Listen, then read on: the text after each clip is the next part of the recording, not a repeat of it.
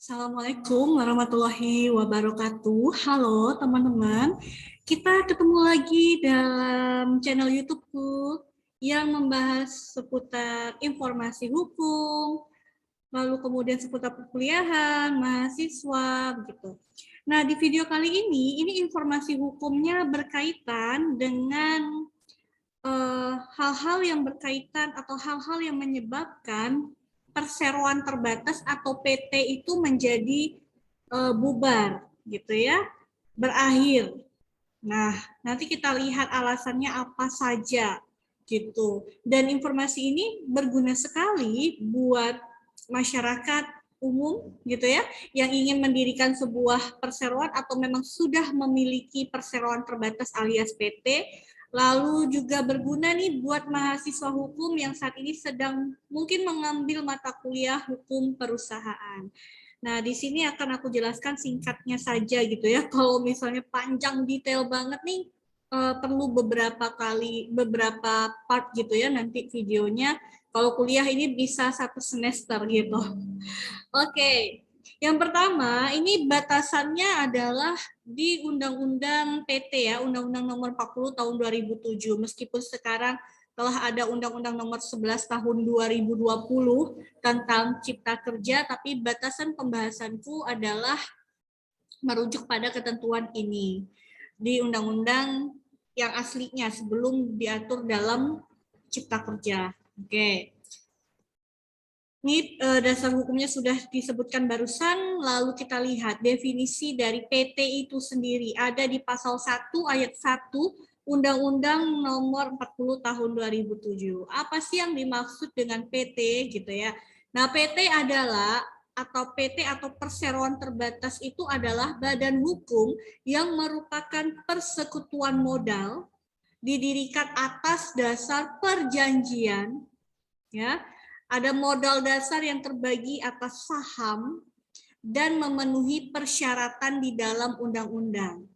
Nah, jadi gini, kalau kalian mahasiswa hukum nih di sini yang nonton, kita pasti tahu bahwa yang namanya subjek hukum itu tidak hanya subjek hukum berupa manusia atau orang gitu ya, tetapi juga ada yang namanya reh person.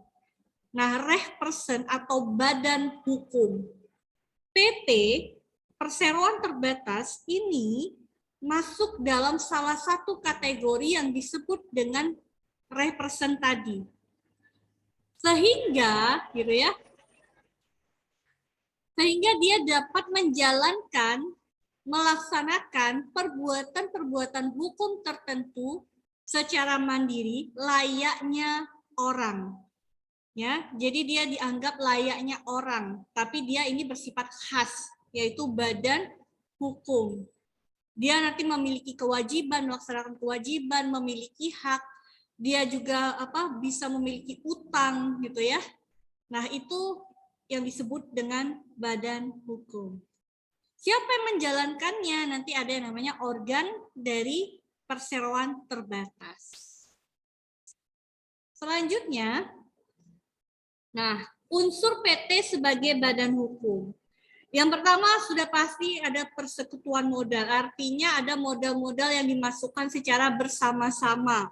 Sejak awal ingin mendirikan PT, gitu ya. Minimal kalau misalnya yang biasa itu minimal modal PT-nya adalah 50 juta. Oke. Nah, melakukan kegiatan usaha. Dalam rangka melakukan kegiatan usaha. Nanti apakah ada memiliki jangka waktu gitu ya, terbatas ataupun usaha ini dalam jangka waktu yang tidak terbatas.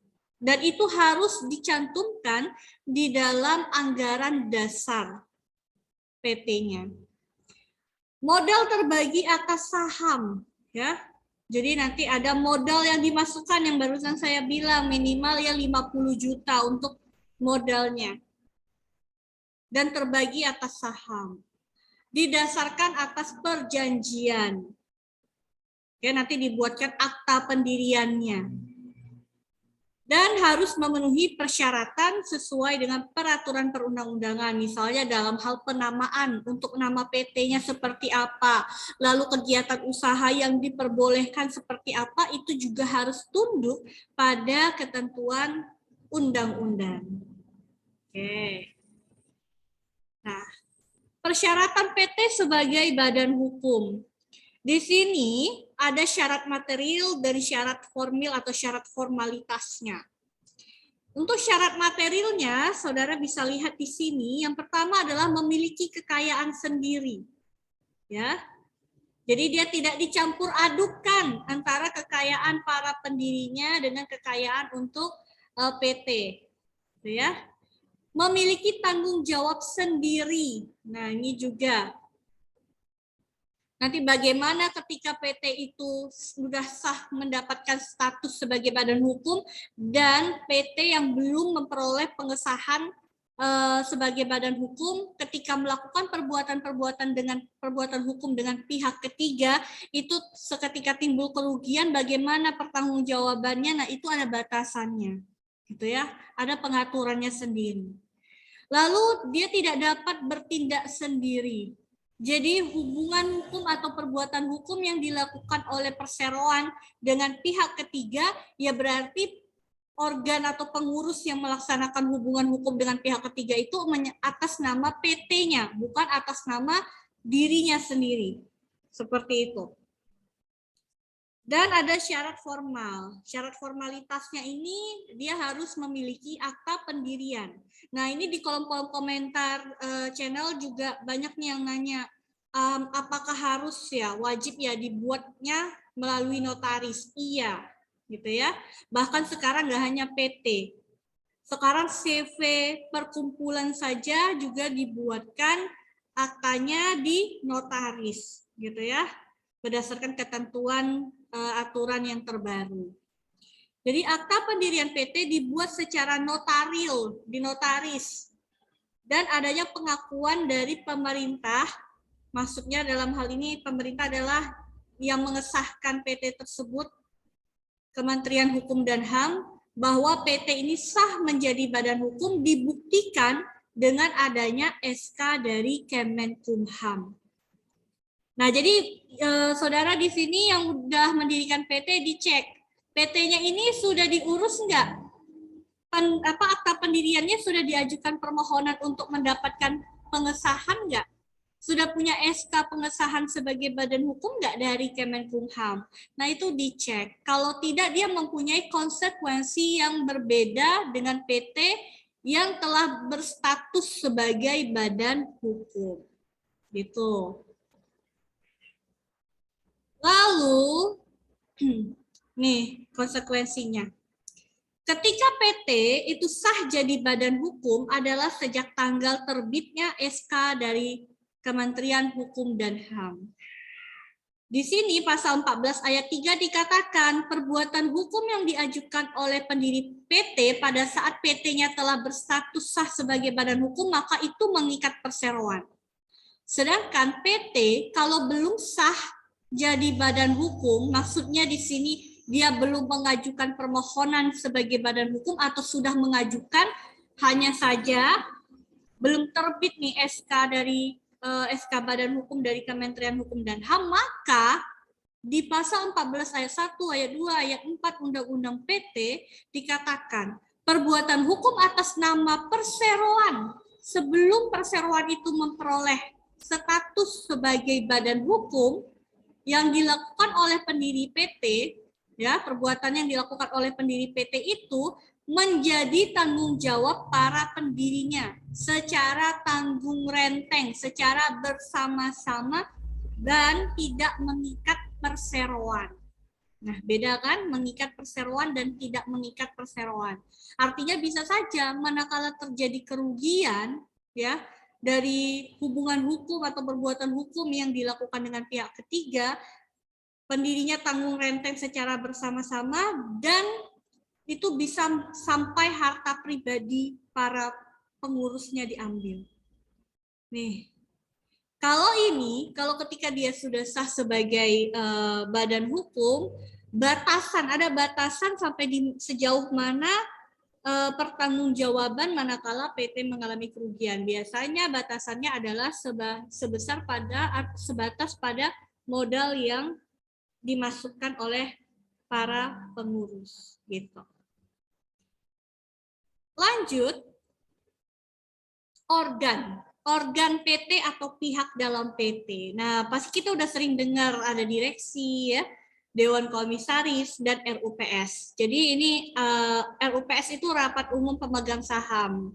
Ini adalah para pemegang saham gitu ya, yang memiliki hak suara, dia juga memiliki kewenangan mengusulkan untuk pembubaran dari PT gitu ya, yang dilaksanakan dalam bentuk forum rapat umum para pemegang saham untuk mengambil kebijakan-kebijakan terkait dengan berjalannya perseroan terbatas tersebut.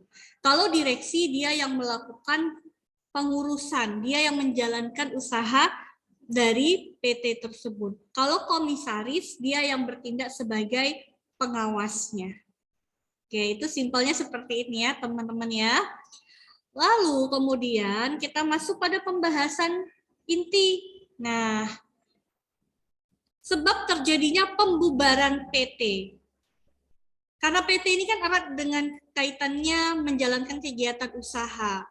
Yang pasti berharapnya adalah usaha itu dapat berjalan secara terus-menerus, menghasilkan keuntungan gitu ya. Namun kita tidak dapat pungkiri terkadang ada perusahaannya yang jatuh gitu ya, sehingga dia tidak dapat menjalankan kegiatan usahanya, atau bisa jadi karena tidak sesuai dengan maksud dan tujuan awal PT itu didirikan, itu bisa saja bubar gitu ya. Nah, Undang-Undang PT sendiri itu mengatur sebab-sebab terjadinya pembubaran PT. Pasal 142 ayat 1 itu disebutkan berdasarkan pada keputusan RUPS. Seperti yang saya sampaikan tadi, RUPS ini memiliki peranan gitu ya, karena ini adalah kumpulan para pemegang saham di PT tersebut. Ibaratnya mereka itu adalah pemilik dari PT gitu ya. Dia yang mengusulkan, tadi saya bilang dia bisa saja mengusulkan dalam satu forum rapat itu untuk pembubaran PT dengan alasan-alasan dan pertimbangan yang sudah direncanakan sebelumnya gitu ya, dilihat mereka memiliki sudut pandang kenapa harus diusulkan untuk PT tersebut dibubarkan, itu bisa saja berdasarkan RUPS. Lalu jangka waktunya yang sebagaimana termuat atau dicantumkan dalam anggaran dasar itu telah berakhir. Dicabutnya kepailitan berdasarkan putusan pengadilan yang berkekuatan hukum tetap. Poin 4, kalau dalam undang-undangnya ABCD ya, huruf. Nah, karena harta pailit perseroan yang telah dinyatakan pailit berada dalam keadaan insolvensi, sebagaimana yang diatur dalam Undang-Undang Kepailitan dan Penundaan Kewajiban Pembayaran Utang. Dan yang 5 atau di peraturannya huruf E, dicabutnya izin usaha perseroan sehingga mewajibkan perseroan itu melakukan likuidasi sesuai dengan ketentuan perundang-undangan. Jadi likuidasi itu adalah proses pemberesan perseroan gitu ya, manakala dia bubar. Kalau pailit itu maksudnya bangkrut gitu, ketika asetnya itu tidak mampu lagi untuk membayar utang gitu ya. Jadi aset atau harta yang tersisa itu tidak mampu untuk melanjutkan kegiatan usaha dan tidak mampu untuk melunasi utang-utang kepada kreditor, maka jatuhlah status sebagai pailit gitu.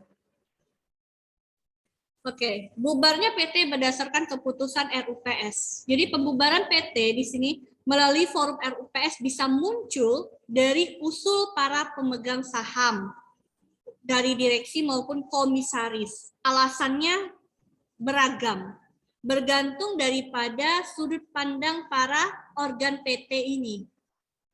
Nah, tapi nggak semudah itu. Ya, kalau misalnya RUPS mau mengusulkan pembubaran perseroan, dia ada persyaratan-persyaratan tertentu yang bisa dilihat di dalam undang-undangnya. Itu banyak sekali persyaratannya, cuma simpelnya contohnya gitu ya yang bisa diambil. Persetujuan persyaratannya adalah persetujuan mayoritas pemegang saham sebesar 3/4 dari jumlah seluruh saham dengan hak suara hadir atau yang diwakili dalam RUPS. Lalu kemudian keputusan yang sah adalah jika keputusan itu disetujui minimal 3/4 bagian dari jumlah suara yang dikeluarkan. Ini adalah persyaratan, sedikit persyaratannya. Kalau mau lengkap bisa dilihat di peraturannya sendiri ya, undang-undangnya. Oke. Lalu kemudian, bubarnya PT karena jangka waktu berdirinya PT telah habis, gitu ya, sebagaimana dilihat di dalam anggaran dasarnya. Di sini harus dicantumkan ketika membuat anggaran dasar PT gitu ya, apakah PT ini dalam jangka waktu yang terbatas atau tidak terbatas, itu harus ditegaskan di dalam anggaran dasar. Nah, apabila PT didirikan dalam jangka waktu yang terbatas, artinya PT mau cuman berdiri selama 10 tahun atau 20 tahun misalnya begitu, atau cuman 5 tahun misalnya, maka itu harus dicantumkan secara tegas berapa lama jangka waktu itu. Jadi seketika nanti memang sudah 10 tahun, ternyata otomatis PT menjadi statusnya berakhir. Kan begitu. Lalu kemudian, berdasarkan penetapan pengadilan. Jadi PT itu bubar berdasarkan penetapan pengadilan. Ini ada diatur dasarnya pasal 142 ayat 1 huruf C Undang-Undang PT. Nah, kemudian pada pasal 146 ayat 1 itu ditegaskan, pengadilan negeri dapat membubarkan PT atas satu permohonan kejaksaan berdasarkan alasan bahwa perseroan ini telah melanggar kepentingan umum atau melakukan perbuatan yang melanggar peraturan perundang-undangan. Jadi saudara-saudara di sini, teman-teman di sini, kalau misalnya mau mendirikan PT harus jelas ya kegiatan usahanya itu untuk apa. Karena kegiatan usaha PT tidak boleh bertentangan dengan ketertiban umum, bertentangan dengan peraturan perundang-undangan, gitu ya. Kalau enggak bisa nanti ini bubar berdasarkan penetapan pengadilan. Kedua, permohonan. Jadi pengadilan negeri dapat membubarkan PT atas permohonan pihak yang berkepentingan berdasarkan alasan bahwa adanya cacat hukum dalam akta pendirian. Oke. C. Penetapan pengadilan. Pengadilan negeri dapat membubarkan PT atas dasar permohonan dari pemegang saham, dari direksi, dari dewan komisaris berdasarkan alasan perseroan ini tidak mungkin untuk dilanjutkan, gitu ya. Jadi pemegang saham, direksi atau komisarisnya mengajukan permohonan ke pengadilan untuk ditetapkan bahwa perseroan ini bubar. Nah, maksudnya apa ya? Alasan perseroan tidak mungkin untuk dilanjutkan. Di sini kita lihat. Dari A sampai D, teman-teman bisa baca bahwa perseroan tidak melakukan kegiatan usaha atau nonaktif 3 tahun atau lebih. Lalu pemegang saham sudah tidak diketahui alamatnya, walau sudah dipanggil melalui iklan yang tersebar dalam surat kabar, sehingga dia tidak diadakan RUPS. Lalu RUPS tidak dapat mengambil keputusan yang sah dalam hal perimbangan pemilikan saham perseroan. Dan yang terakhir, karena kekayaan perseroan itu berkurang, sehingga dengan kekayaan yang ada, dengan sisa kekayaan yang ada itu tidak mungkin kalau perseroan ini mau melanjutkan kegiatan usahanya. Makanya mereka mengajukan permohonan untuk penetapan pengadilan bahwa ini bubar. Nah, konsekuensinya apa gitu ya? Ketika perseroan terbatas ini bubar. Nah, konsekuensi yang pertama adalah PT tidak dapat lagi menjalankan kegiatan usahanya atau perbuatan hukum dengan pihak ketiga sebagaimana status PT ketika masih berdiri karena dia sudah bubar. Ya. Termasuk juga para pengurus PT. Jadi pengurus PT pun tidak bisa mengikatkan dirinya kepada pihak ketiga dengan mengatasnamakan PT. Ya, apabila dalam hal ini terjadi pelanggaran di mana PT yang sudah bubar ini namun pengurusnya masih melakukan perbuatan hukum, hubungan hukum dengan pihak ketiga, gitu ya. dan dia mengatasnamakan PT-nya, maka ketika dari perbuatan hukum dengan pihak ketiga itu timbul kerugian, para pengurus ini harus bertanggung jawab secara tanggung renteng, secara bersama-sama gitu. PT yang bubar berada di bawah pengawasan likuidator. Karena tadi pengurus PT kan nggak bisa melaksanakan perbuatan hukum dengan pihak ketiga mengatasnamakan PT. Sehingga PT yang bubar ini nantinya akan ditunjuk tim likuidator yang bertugas untuk berkenaan dengan proses pemberesan perseroan. Jadi likuidator ini tugasnya adalah nanti mengumumkan gitu ya dalam surat kabar, mengumumkan kepada para kreditor-kreditor perseroan gitu ya bahwa PT misalnya PT XXX ini dalam proses likuidasi, PT-nya bubar gitu ya. Nanti dia akan melakukan pemberesan seperti itu.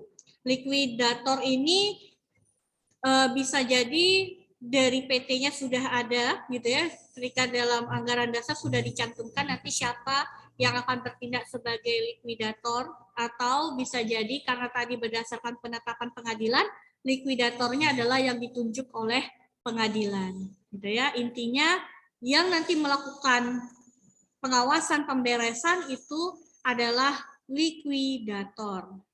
Jadi para pengurus sudah tidak bisa lagi karena tidak lagi terikat gitu ya untuk melakukan hubungan dengan pihak ketiga. Seperti itu teman-teman. Selanjutnya apa ya? Oh ini karena materi kuliah gitu ya, materi kuliah. Jadinya batasannya karena bicara tentang pembubaran PT, sebab pembubaran PT, jadi sampai di sini pembahasannya. Semoga ini dapat memberikan informasi yang bermanfaat kepada teman-teman. Kalau mau lebih detailnya, teman-teman tuh bisa baca entah buku berkaitan dengan hukum perusahaan atau baca peraturan yang berkaitan dengan perseroan gitu ya, dengan badan hukum. Oke, semoga bermanfaat informasinya. Terima kasih karena sudah mampir dan nonton video ini.